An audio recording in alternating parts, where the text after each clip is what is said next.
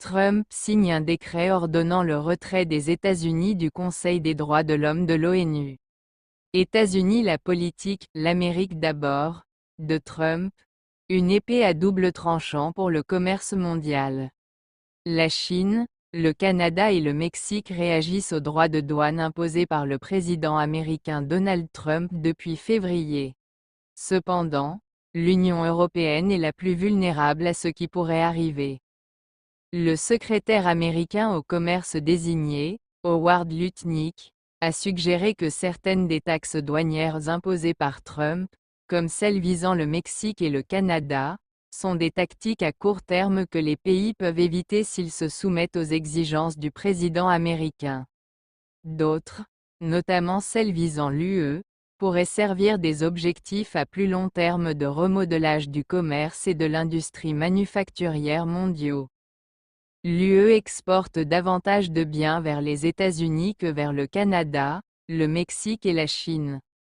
De plus, contrairement à la Chine, le déficit commercial de l'UE avec les États-Unis s'est creusé depuis 2016, année de l'élection de Donald Trump à la présidence. Dernière minute, Trump affirme que les Palestiniens n'ont pas d'autre choix que de quitter Gaza, et il aimerait voir la Jordanie et l'Égypte les accueillir. Le président israélien Netanyahou se trouve actuellement à Washington.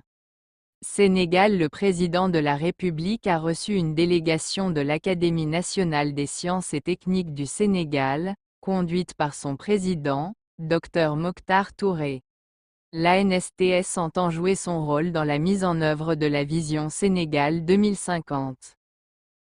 En Côte d'Ivoire, le cumul global des investissements réalisés au titre du Programme national de développement, PND, 2021 à 2025 ont atteint 45 510 milliards FCF à fin 2024, soit 77,1% des objectifs, selon la ministre ivoirienne de l'économie, du plan et du développement.